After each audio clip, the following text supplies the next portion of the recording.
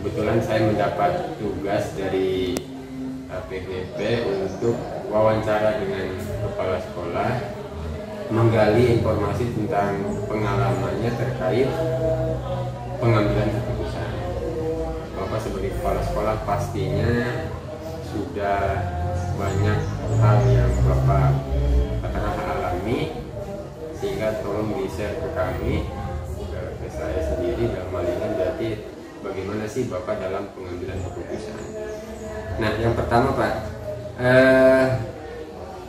pastikan dalam mengambil keputusan itu apa ya, pilihan-pilihannya itu pasti semuanya benar gitu Pak ya.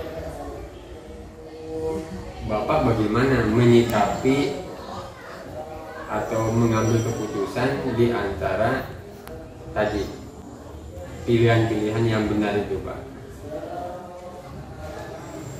Tentunya kan kalau saya mengambil keputusan pertama, yang harus saya perhatikan adalah di setiap kali tindakan, karena semuanya kan akan berlandaskan kepada aturan undang-undang. Pertama, mana dulu yang mendekati kegiatan itu, baru kita ambil beberapa pendapat yang sekiranya memang mengerucut atau berseberangan, kita ambil jalan tengah, dan kita sesuaikan dengan aturan atau tujuan yang ingin kita capai. Biasanya seperti itu. Terus tentu saja kalau kita ambil seperti itu, resikonya adalah tidak memuaskan semua pihak. Tapi kita ambil jalan tengah, ambil jalan yang paling sesuai dengan tujuan yang ingin kita capai dan tidak melanggar rambu-rambu yang sudah ada. Jadi Bapak ambil jalan tengah selama itu tidak melanggar rambu atau peraturan yang ada. Menarik juga Pak, tidak bisa memuaskan semua pihak, tapi bisa mengakomodir. Semua diakomodir, minimal pendapat masing-masing terakomodir, walaupun besar kecilnya setiap orang akan berbeda. Setiap orang akan berbeda, setiap pendapat akan berbeda, namun setidaknya semua terakomodir mencapai tujuan tersebut. Ya. Jadi tadi mungkin banyak. Jadi Bapak pertama peraturannya apa, kemudian minta pendapat, kemudian apabila tidak ada titik temu, mohon maaf, apabila memang benar-benar dua keputusan ini Bapak ambil tengah-tengah selama tidak bertentangan dengan peraturan.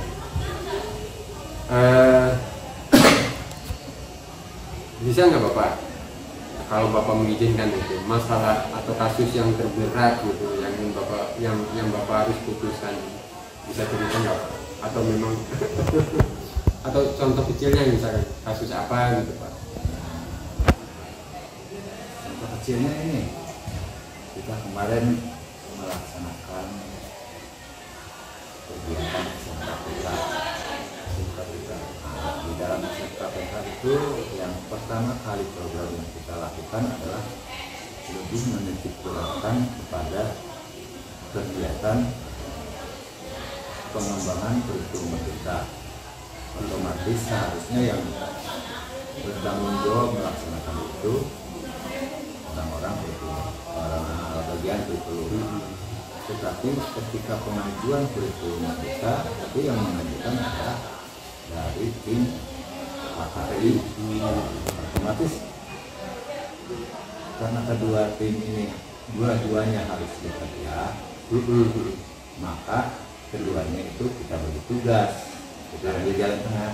Tim KKI menyiapkan administrasi dan sebagainya, tim kurikulum bagian melaksanakan sosialisasi dan sebagainya. Jadi itu salah satu jalur tengah untuk tidak merasa orang habis manis. misalnya tim HKI sudah menyusun, ternyata pas pelaksanaannya tidak terlibat, mereka terlibat. Tim kurikulum juga terlibat karena dia merupakan tanggung jawab. Jadi kenapa kita buat seperti itu, biar kedua pihak merasa sama-sama terlibat, merasa sama-sama diuntungkan, merasa sama-sama menjadi orang yang lebih berguna di dalam pelaksanaan program. Itu sekarang Pak, itu jadi pertanyaan Abi Pak, pertanyaan saya sendiri. Umumnya kalau di sekolah yang lain biasanya kan langsung pihak kurikulum. Itu Pak ya, pengalaman kemarin di Amiti memang seperti itu. Oh ternyata memang itu jalan tengah tadi yang Bapak maksud berarti ya? Ya, itu jalan tengah. Karena kan kalau kita serahkan ke tim kurikulum ini yang sudah menyusun dari awal, sudah ini, mereka kan akan merasa tersisihkan. Tapi kalau dengan mereka masih bertanggung jawab untuk penyelesaian administrasi, mereka terus terlibat sampai akhir. Tim kurikulum juga terlibat sampai akhir, dari mulai pelatihan, penyampaian sosialisasi, penyusunan laporan, terus ujung-ujungnya mereka akan berkolaborasi. Tim HKI melaporkan hasil dari kurikulum, tim kurikulum juga merasa terbantu kegiatannya oleh tim HKI.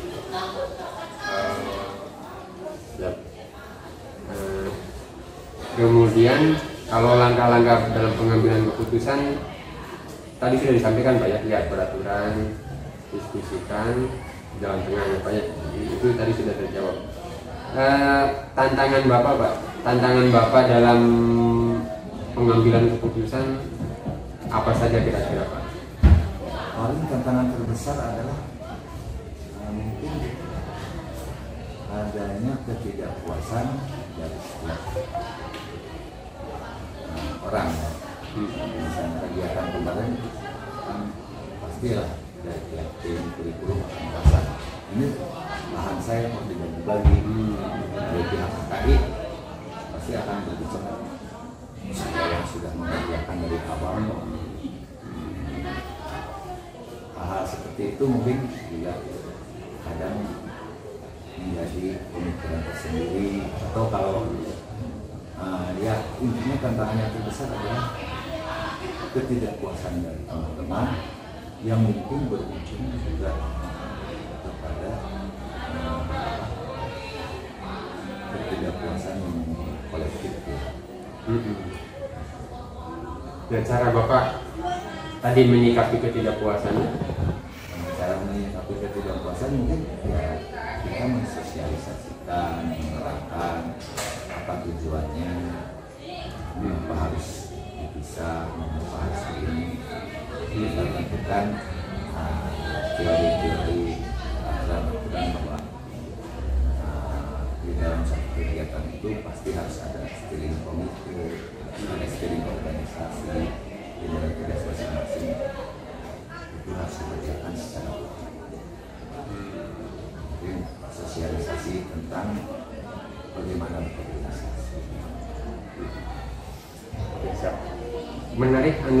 Menarik yang Bapak sampaikan kemarin Pak tentang tipe-tipe pemimpin Pak ya, otoriter, demokrat, konservatif. Menarik nanti itu bawaan itu Pak. Jadi kalau misal Abi sendiri kayaknya tipe ya, kalau katakan Abi di dalam kelas Pak ya, memimpin di kelas itu kan guru pemimpin di kelas Pak ya, namun Abi kayaknya termasuk di rumah kayaknya lebih otoriter. Tapi kalau seseorang dipaksakan beralih tipe kepemimpinan, menurut Bapak selama ini kan pasti Bapak dari jauhan bingung ini pendapat Bapak gitu. Kalau saya kayaknya otoriter, kalau saya dipaksa menjadi konservatif atau moderat, bisa nggak Pak? Kan itu bawaan menurut Bapak bagaimana? Bisa saja, itu kan tergantung dari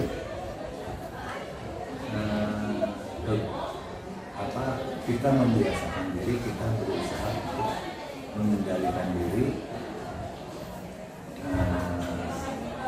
dalam artian bahwa kita kan manusia ini sifatnya dinamis.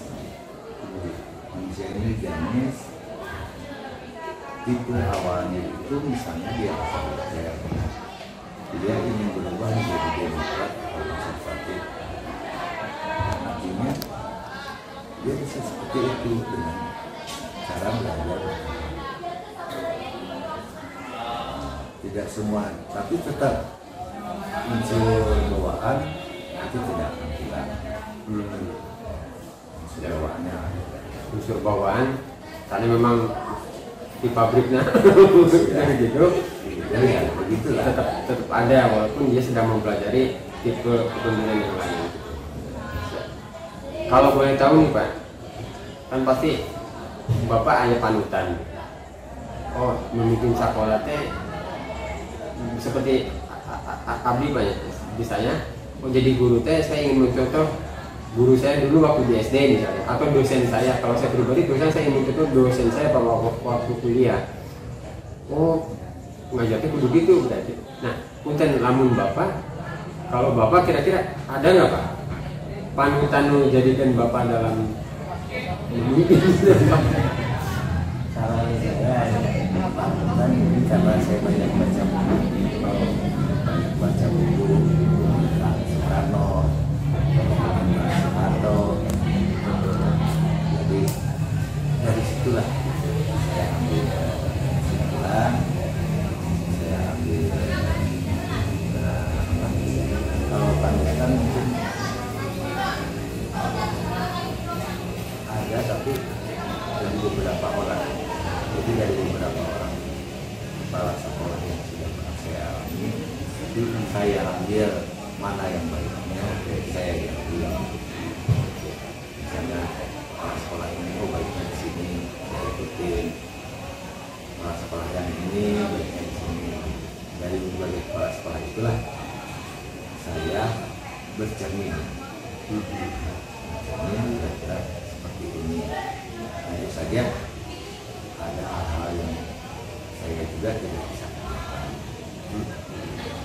Kan dari semua kepala sekolah yang pernah saya lihat, apapun pemimpin di luar yang saya lihat, mereka semua tentu ada kekurangan dan siap. Saya ambil kebiasaannya, mudah-mudahan saya juga bisa mengurangi banyak kekurangan. Ya, jadi kan sama seperti guru melihat ini berarti kita ambil positifnya gitu, kelebihannya Untuk menutupi kelemahan yang ada di kita. Yang tahu kelemahan kita ya kita sendiri. Nah, terus paradigma dalam menentukan pilihan salah satunya kan jangka pendek dengan jangka panjang. Gitu Pak ya. Dalam memutuskan gimana nih jangka pendek seperti ini, kalau jangka panjang seperti ini. Kira-kira Bapak lebih memilih yang mana Pak? Mempertimbangkan mana? Milih jangka pendek apa jangka panjang? Kalau saya sementara ini akan sangat mempertimbangkan jangka panjang. Kalau jangka pendek, kalau kita melakukan A, akibatnya apa? Kalau kita melakukan B, akibatnya apa? Nah, jadi saya selalu memperkirakan akibatnya bagaimana, terus cara mengatasinya bagaimana. Misalnya saya yang gampang sebagai contoh, kita membuat kandang dengan keputusannya kan kerjasama menyusunkan dengan lahan tidak ada dan tidak ada. Otomatis keputusan itu jangka pendek kan, olahan kita kecil, anak kandang kita kerjasama dan sebagainya. Tapi ini bagaimana efeknya nanti di masa yang akan datang? Efek di masa yang akan datang otomatis kan nanti akan berpenghasilan. Kandang ini akan memberi penghasilan. Nah, bagaimana kita mengatasi agar tidak ada kecemburuan sosial di masa yang akan datang? Siapa juga dari sekarang kita bentuk tim. Misalnya kalau sekarang karena sekolah itu harus dilanasi payung hukum, dulu upayakan bahwa itu ada di sekolah kita. Itu untuk mengantisipasi kejadian di masa yang akan datang. Terus paradigma Nusanis itu kan ayat kejujuran versus kesetiaan. Contoh misalkan, contoh kecil lah. Kira-kira Bapak akan mengambil keputusan seperti apa? Jadi di modul kan ada cerita seperti ini Pak. Bapak di kepala sekolah ada guru yang mengajar tidak baik, gitu. Ada guru yang mengajar ya tidak baik. Kemudian Bapak sebagai kepala sekolah mengambil keputusan untuk memberhentikannya. Guru itu otomatis keluar, dia melamar di sekolah yang lain. Kemudian karena guru itu memang lagi membutuhkan uang, dia melamar di sekolah yang lain. Oleh sekolah yang lain akan diterima bila ada rekomendasi dari Bapak. Nah, Bapak kan harus jujur, tapi kan di sisi yang lain Bapak bagaimana nih, dia punya keluarga. Kalau saya memberikan rekomendasi yang jelek, nanti dia otomatis tidak diterima gitu. Kan di antara dua pilihan Pak. Dan semuanya benar Pak. Kalau Bapak jujur benar, memang jujur. Kalau Bapak indikasi itu benar, dia punya keluarga membutuhkan itu Pak ya. Kalau menurut abdi pribadi gitu Pak. Dan memang baca, ya memang semuanya tergantung sudut pandang. Kira-kira kalau Bapak sendiri gitu, kalau posisi seperti itu, dalam konteks cerita itu Pak, jadi tidak di konteks yang lain gitu. Bapak apa adanya menceritakan atau tidak memberikan rekomendasi untuk menerima guru tersebut gitu. Atau Bapak akan merekomendasikan guru tersebut diterima oleh sekolah tersebut? Kalau sepengalaman saya merekomendasikan apa adanya guru. Oh, apa adanya ketika dia ada di sekolah kita ceritakan apa adanya. Untuk kebaikan dan keburukannya akan saya ceritakan.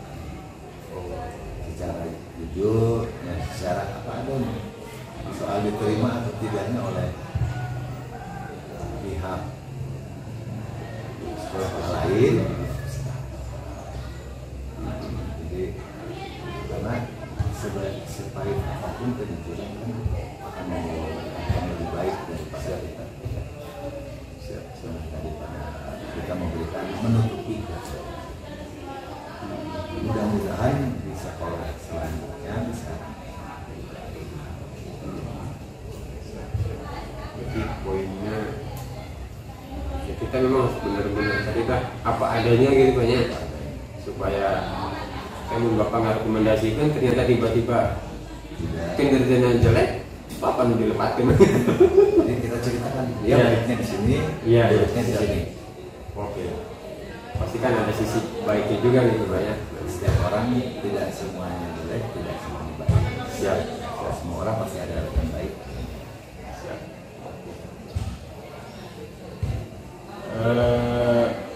Terus berikutnya Pak, Bapak sendiri dalam memaknai kepemimpinan itu Pak, itu seperti apa Pak? Punten Pak. Ya, seorang pemimpin itu kan harus punya beberapa aspek. Ya. Seorang pemimpin itu dia harus bisa bersikap sebagai orang tua, dalam artian sebagai pembina, pembimbing, pengayom, sebagai rekan. Dia harus bisa bersahabat. Dia harus bisa mendengarkan. Karena yang paling penting seorang pemimpin itu adalah mendengar.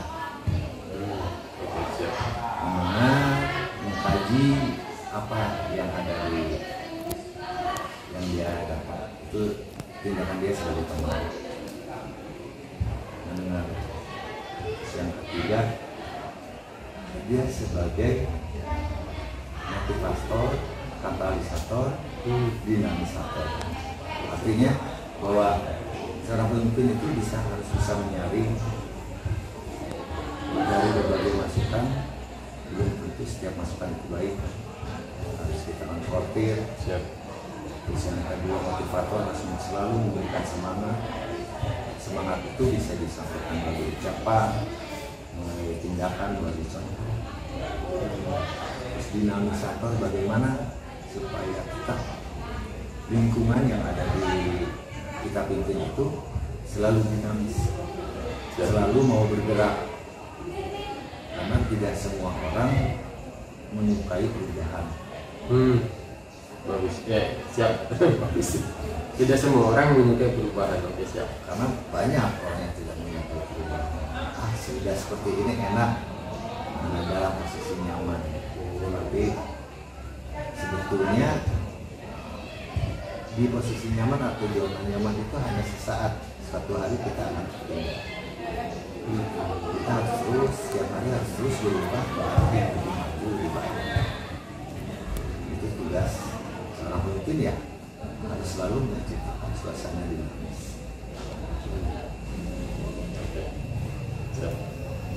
Yang berikutnya Pak, misalkan gitu Pak, ada kasus yang dibutuhkan penyelesaian atau keputusan dari Bapak sebagai pimpinan, apakah Bapak langsung menyelesaikannya atau ditunda dulu misalkan, atau bagaimana biasanya seperti itu? Ada jadwal tertentu untuk menyelesaikan kasus? Tergantung kasusnya. Oh, tergantung kasusnya. Tergantung kasusnya. Kalau kasusnya itu sifatnya harus segera hari itu diselesaikan, ya hari itu harus selesai. Ya.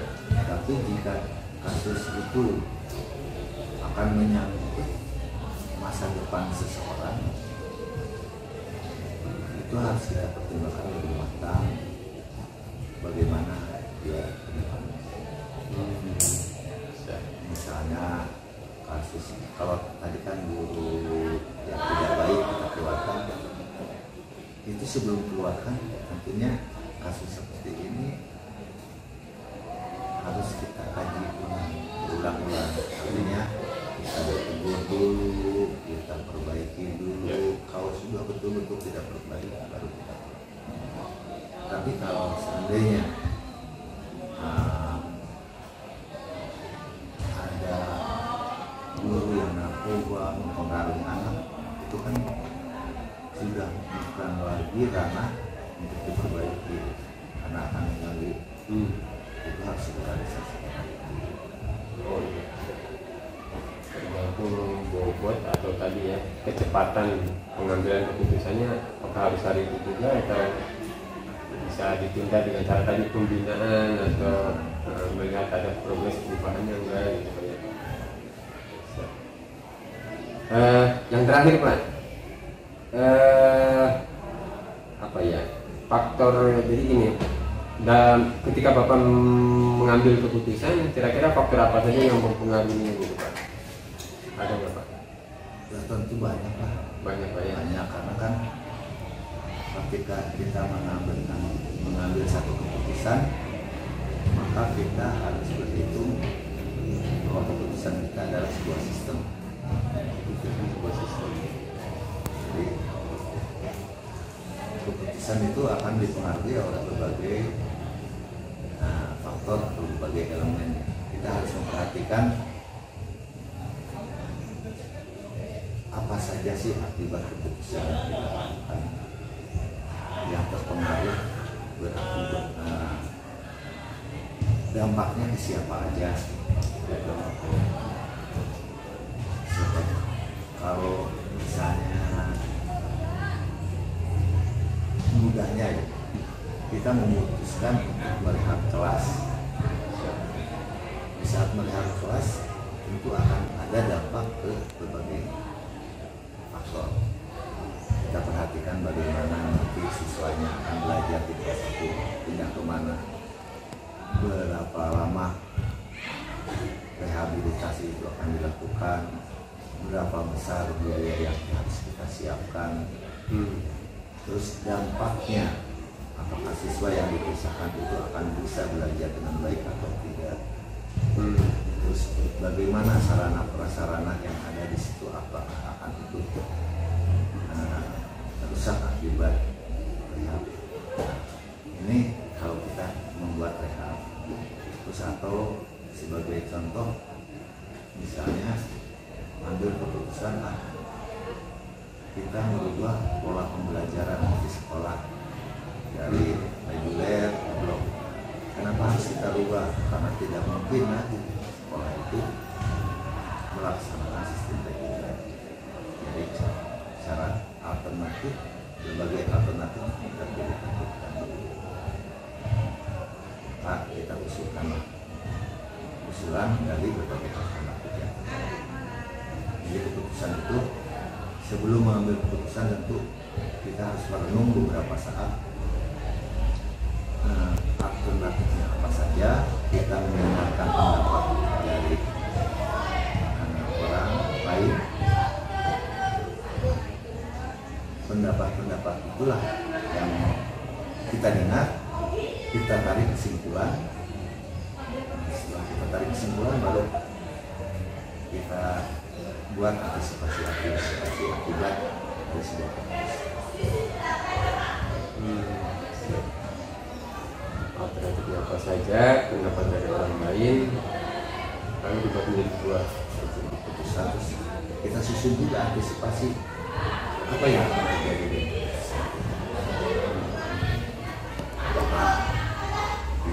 Kan kita sudah tahu nih, kalau kita memutuskan ini berarti nanti akan ada akibat A, B, C, D. Kita antisipasi A nya apa, B nya apa, C nya apa. Jadi setiap keputusan pasti ada akibatnya. Sebelum akibatnya itu terlalu besar, kita dengarkan dulu pendapat orang. Kalau misalnya kita tidak memiliki pendapat, otomatis kita berimajinasi saat ini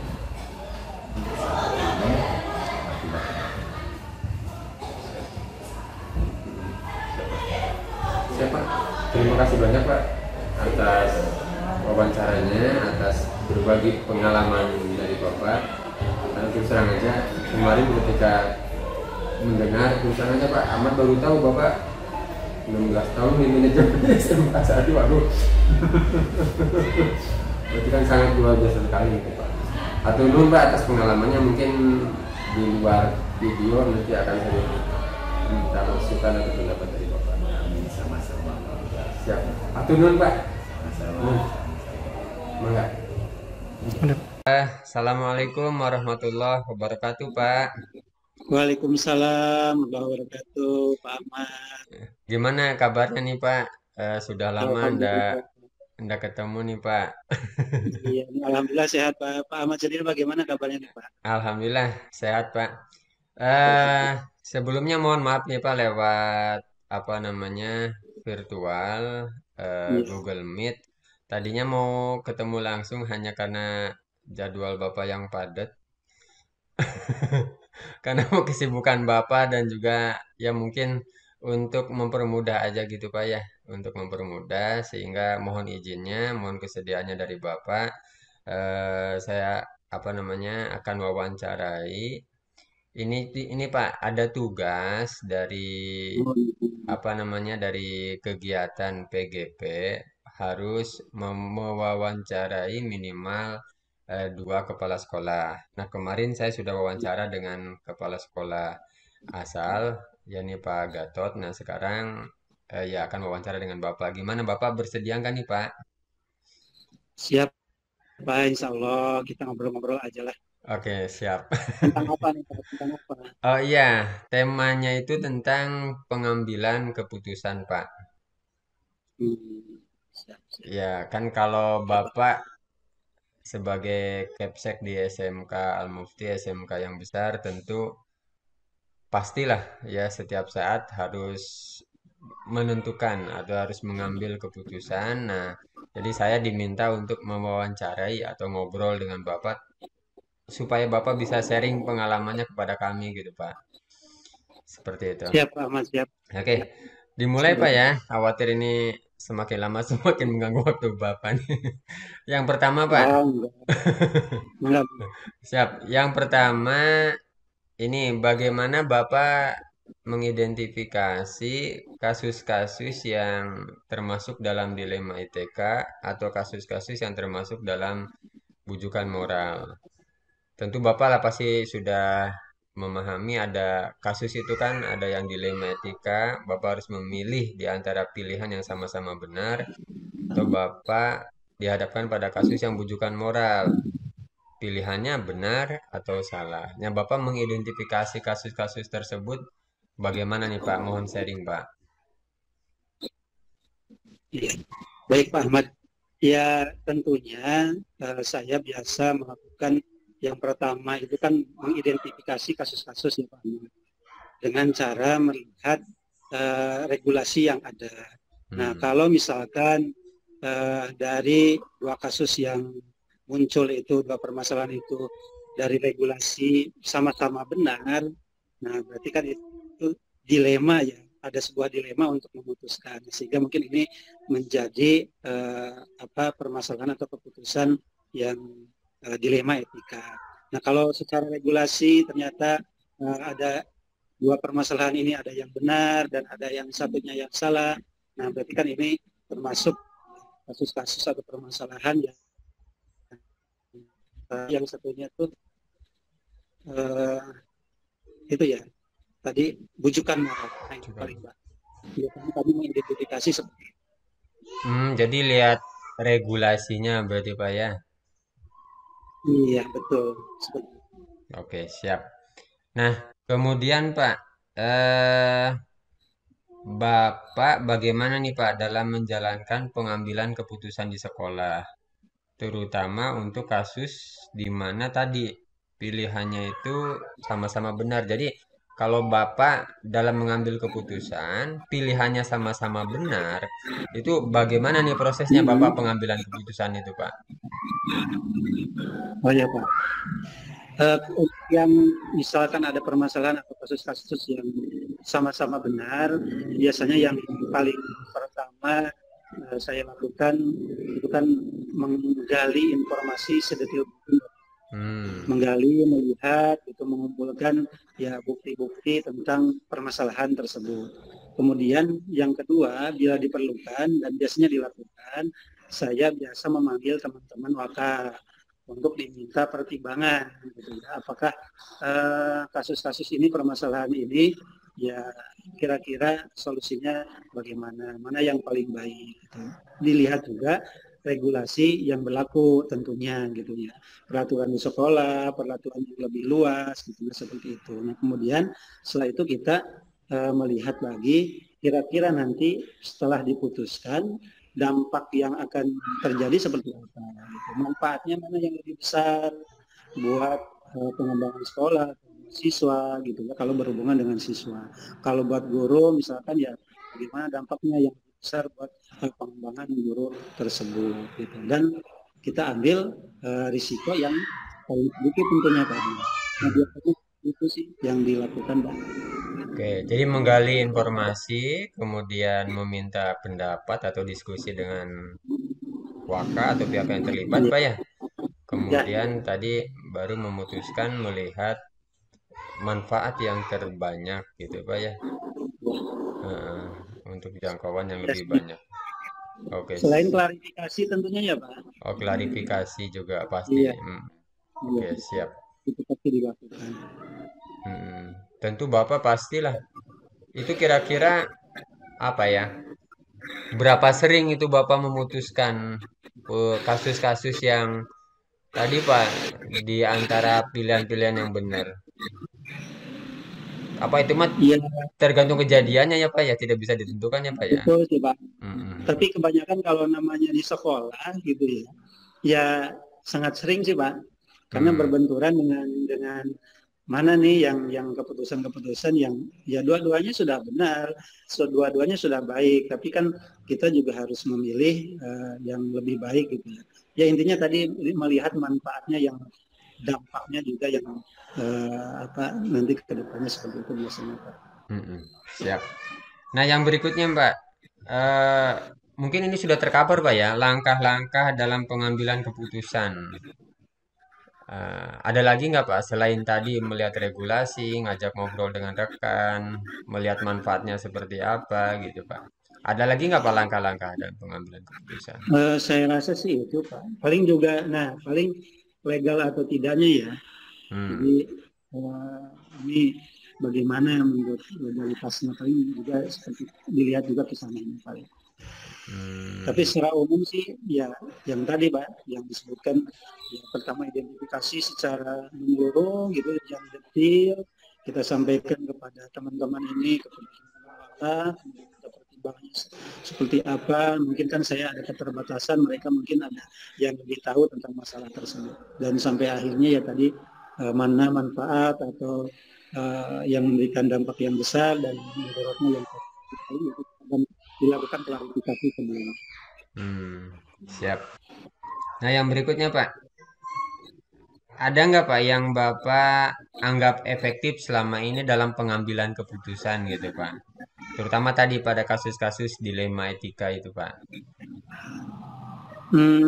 Yang paling efektif ya, yang selama ini dirasakan sih dengan bantuan teman-teman Pak Ahmad, teman-teman di WA gitu ya. Ini sangat efektif sekali bagi saya terutama sekolah membantu ketika diminta pendapat gitu ya tentang suatu permasalahan, mereka ya apa responnya luar biasa dan memberikan pertimbangan-pertimbangan yang luar biasa dengan melihat regulasi yang ada. Itu sih yang sekarang dirasakan. Oke, berarti tadi ya tujuannya untuk tadi menggali informasi apa kan tadi kan ingin menggali informasi berarti dengan ngobrol dengan rekan itu Pak ya, itu yang dianggap efektif Pak ya. Karena gimana pun dalam memutuskan perlu dasar, perlu data berarti Pak ya. Ya tadi Nah, perlu. itu Pak. Dari Siap. klarifikasi juga kan mungkin didapat dari teman-teman Waka juga kan mungkin didapatkan ya hal-hal yang tadi detail tadi. Siap. Nah, pasti ada tantangannya Pak dalam mengambil keputusan. Kira-kira tantangannya apa Pak? Nah ini Pak, yang paling menarik nih. Tantangan yang luar biasa ya yang selama ini dirasakan ya apalagi sekolah swasta lah berbeda dengan negeri gitu ya. Nah kalau di sekolah swasta kan bagaimana saya menyampaikan keputusan ini ke teman-teman Pak, gitu ya. Itu tantangan yang paling saya rasakan. Kadang kan, aduh jangan-jangan ini ya tidak sesuai dengan yang diputuskan. Nah, ketika ada perasaan-perasaan itu ya kembali lagi kadang menguatkan teman-teman di Waka semua Pak. Oh, karena kita sudah berdiskusi, sudah bermusyawarah gitu, dengan mendata mana yang lebih manfaatnya lebih besar gitu dan mudaratnya yang paling kecil. Nah, biasanya itu. Nah, yang kedua juga gini Pak.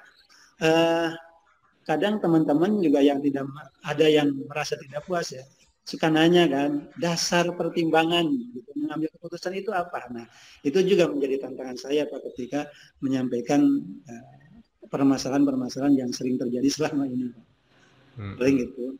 Tantangan lain nah paling pihak ketiga nih Pak. Tantangannya pihak ketiga justru kan namanya swasta gitu ya, mungkin juga pihak ketiga itu kan berbagai macam lah gitu ya, ada yang dari luar gitu ya, ada yang dari dalam juga. Nah ini kan sebuah tantangan yang ya mewarnai keputusan-keputusan yang selama ini diambil. Itu paling banyak. Jadi pertama bagaimana menyampaikan hasil tadi keputusan, kemudian apa respon kita terhadap rekan yang tidak puas, yang ketiga pihak ketiga gitu Pak ya. Ya, Pihak betul, lain Pak. lah katakan seperti itu. Betul. Ya karena memang tadi kita sudah sama-sama paham karena kalau kasus yang dilema pasti semuanya benar. Gitu ya. Namun kalau kita memutuskan salah satu, ya pihak yang satu lagi pasti kenapa sih kok milih yang itu gitu ya. Nah, Nah, itu Pak. oke siap. Itu tantangannya. Oke, berikutnya Bapak ada jadwal khusus Pak untuk memutuskan suatu perkara atau suatu hal atau suatu kasus gitu Pak? Atau langsung diputuskan saat itu juga? Nah, tergantung Pak Mat. Kalau Tergantung. misalkan kasus tersebut ya bisa saya ambil langsung cover gitu ya dengan melihat ya tadi proses dari awal kita kumpulkan gitu ya, biasanya saya langsung ambil keputusan. Tapi kalau misalkan ini kasusnya yang dilema etika ini sama-sama ya agak berat gitu ya, pasti ya saya mengumpulkan teman-teman untuk meminta pendapat atau mungkin sharing atau mungkin ya pertimbangan-pertimbangan lain lah dari mereka. Paling itu Pak. Oke, siap. Jadi lihat urgen urgensitasnya berarti ya. Kalau memang Ya, harus diputuskan saat itu baru. Kalau harus dicari dulu data ya berarti bisa beberapa saat kemudian. Oke, siapa? betul Nah, Pak. ada nggak Pak yang faktor yang membantu Bapak selama ini dalam mengambil keputusan gitu Pak?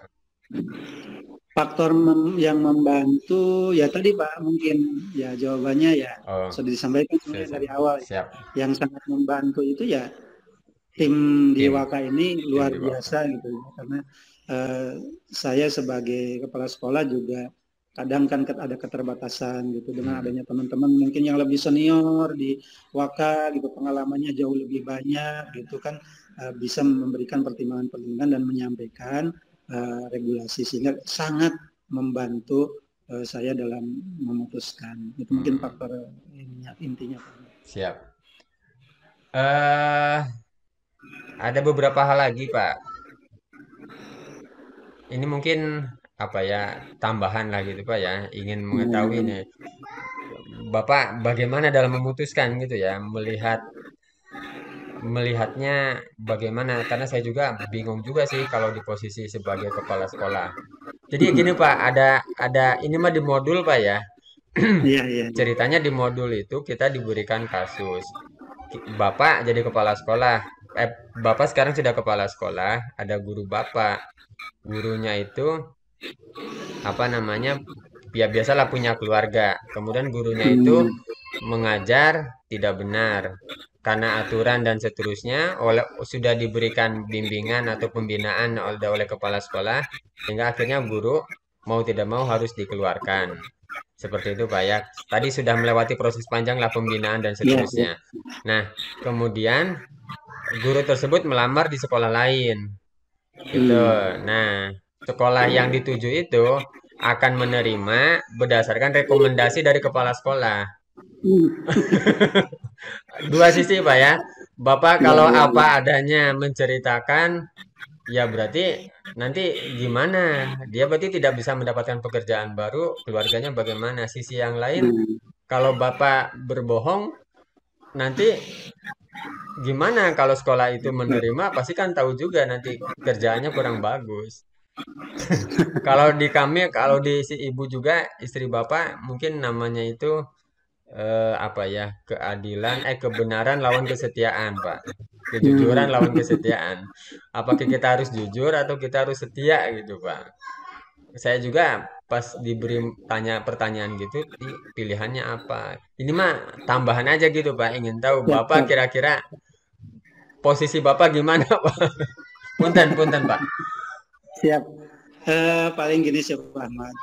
Ya betul sekali ya kalau kita melihat gitu ya, dengan kacamata satu sisi dengan kejujuran dan aturan-aturan tentunya kan akan memilih yang tidak akan memberikan ya.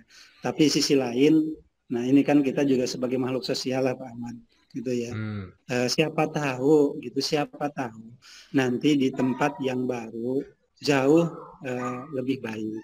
Tentunya ada proses di awal ketika guru tersebut meminta kepada kami surat misalkan ya rekomendasi atau pernyataan ya baik-baik saja di sebelumnya ya kami akan ngobrol dulu lah dengan beliau Hmm. supaya ini akan diberikan dengan catatan tidak diulangi lagi. Nah paling Hmm. seperti itu sih Pak. Oke. Kami sebagai ya makhluk sosial juga kan bagaimana ya keluarganya bisa hidup gitu, Ya. apalagi kerjaannya sebagai seorang guru kalau tidak kita berikan ya kasihan lah Pak. Hmm. Siapa tahu kan ada hal-hal yang bisa merubah di kondisi di situasi yang baru tersebut. Mungkin itu sih Pak. Oke, siap. Mm-mm. Berarti tadi ya eh tetap ada proses meminta kepada yang bersangkutan untuk berubah dulu, baru kita Iya, mengeluarkan surat rekomendasi gitu ya. Oke, mm. Paling karena Pak. siapa? Luar biasa sekali nih Pak. Yang terakhir boleh Pak ya, minimal Bapak posisinya gimana gitu ya. Ini yang terakhir. Karena di modul itu menarik juga sih Pak. Jadi kepala sekolah Mm. diberi pilihan untuk memilih salah satu. Ini uang ada Pak. Tapi diberi pilihan memilih salah satu. Apakah mengajak rekan guru untuk outbound, membina kebersamaan, memperkuat kebersamaan, family gathering gitu Pak, atau meningkatkan kemampuan guru dalam hal mengajar, jadi mengadakan BIMTEK atau workshop atau IHT gitulah sejenisnya. Kira-kira kalau Bapak memilih salah satu, pilih yang mana Pak? Ini insya Allah teman-teman nggak tahu kok Pak. Ini apakah harus BIMTEK atau tadi family gathering lah untuk kebersamaan kesolidan tim guru. Punten Pak. Ini jujur ya Pak Ahmad. Siap. Yang diperlukan kan kita melihat juga urgensinya sejauh mana tadi apakah outbound atau misalkan BIMTEK. Nah, yang diperlukan yang paling urgent ya sekarang ini adalah mungkin saya akan mengajak teman-teman untuk outbound ya. Karena ya tadi kebersamaannya kan namanya SMK swasta ya Pak, harus betul-betul kompak gitu ya di sana. Ini kan yang saya rasakan di sekarang ini ya kebersamaannya agak kurang nih Pak Ahmad gitu ya. Nah sehingga mungkin saya prioritas dulu nih supaya membangun kehangatan di antara rekan-rekan tim kita. Kalau sudah kompak, kalau sudah satu kata, insya Allah diarahkannya akan lebih mudah gitu ya. Kemudian misalkan setelah itu, nah baru mungkin kompetensinya yang akan dinaikkan. Kalau kita hanya melulu kompetensi gitu, tanpa disentuh kebersamaannya, kekompakannya, kan juga nanti mereka kerjanya ya mungkin akan asal-asalan juga ya. Seperti itu mungkin Pak Ahmad. Siap. Karena kemarin juga kalau tidak salah Bapak juga sama sih Pak. Pak itu yang Pak Gatot. Nah, kalau tidak salah ya kebersamaan. Memang tadilah kalau kesolidan atau itunya sudah terbentuk bisa diarahkan untuk meningkatkan profesionalitasnya gitu. Oke, siap. Luar biasa sekali nih Pak pencerahannya. Jadi yang saya ingat tadi regulasi, ngajak ngobrol dengan tim, lihat kebermanfaatannya luas atau bagaimana gitu Pak ya. Ini luar biasa sekali sharing pengalaman dan ilmunya dari Bapak. Seperti itu. Siap Ahmad. Ya. Sama-sama ya. Pak, atur nuhun atas waktunya. Nanti mungkin kalau ada apa lagi yang perlu saya tanyakan ke Bapak, mohon kesediaannya untuk meluangkan waktu Pak. Seperti sharing itu, aja Pak Ahmad. Ya, nuhunnya Pak ya. Mangga. Assalamualaikum. Waalaikumsalam warahmatullahi wabarakatuh. Assalamualaikum warahmatullahi wabarakatuh. Bapak dan Ibu sekalian, berikut akan saya sampaikan refleksi terhadap hasil wawancara yang telah saya lakukan kepada 2 kepala sekolah. Alhamdulillah, sebelumnya saya telah mewawancarai Pak Gatot Ardhito MPD sebagai Kepala SMK Negeri 1 Cikaum dan Pak Rusmanuddin SSI sebagai Kepala SMK Al-Mufti Purwadadi. Nah, dari 2 wawancara tersebut dapat saya simpulkan atau dapat saya sampaikan bahwa keduanya dalam pengambilan keputusan, terutama kasus-kasus yang dilema etika, menurut saya pribadi keduanya telah berdasarkan 4 paradigma, 3 prinsip dan telah melakukan langkah serta pengujian keputusan. Hal ini tercermin dari pertama, saat akan memutuskan sesuatu hal, yang dilihat pertama kali itu ialah ada atau tidak peraturan yang mengatur atau yang berbicara terhadap kasus tersebut. Jadi yang pertama lihat dulu peraturannya. Berarti kan ini uji regulasi gitu ya. Kemudian setelah itu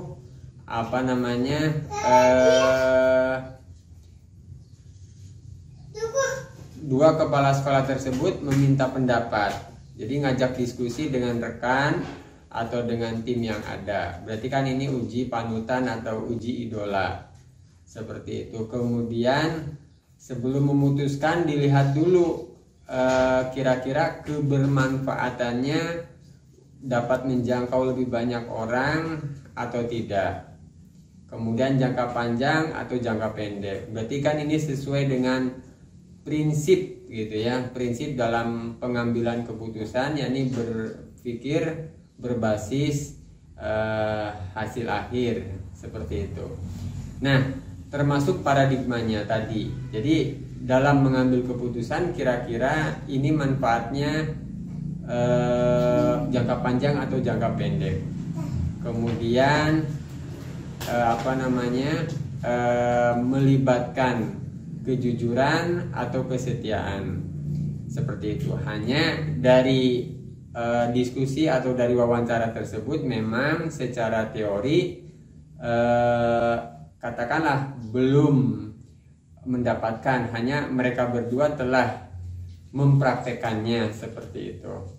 Alhamdulillah saya mendapat banyak gambaran dari pengalaman kedua kepala sekolah tersebut dalam mengambil keputusan berbasis atau yang berdasarkan kasus dilema etika. Nah, tantangan yang terberat atau yang terbesar yang dialami oleh dua kepala sekolah tersebut adalah bagaimana cara untuk menyampaikannya.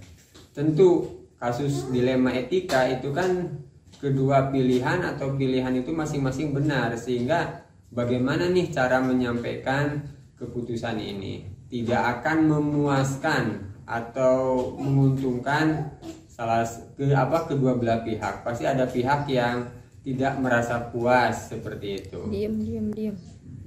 Jadi ada pihak yang merasa tidak puas. Nah, bagaimana cara menyampaikannya seperti itu? Nah, kemudian tantangan yang lain adalah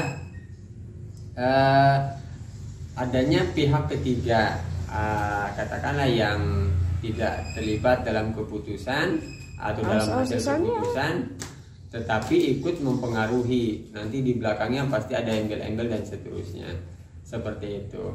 Nah, kemudian terkait waktu itu biasanya kedua kepala sekolah tersebut melihat kira-kira ini butuh penanganan langsung atau tidak pengambilan keputusan ini, atau bisa ditunda dalam jangka waktu sekian saat misalkan. Kalau misalkan keputusannya mesti saat itu juga, ya pasti langsung diambil keputusan melihat tadi ya urgensitasnya seperti itu.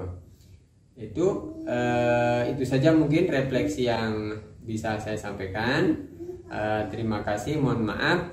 Diakhiri, wassalamualaikum warahmatullahi wabarakatuh.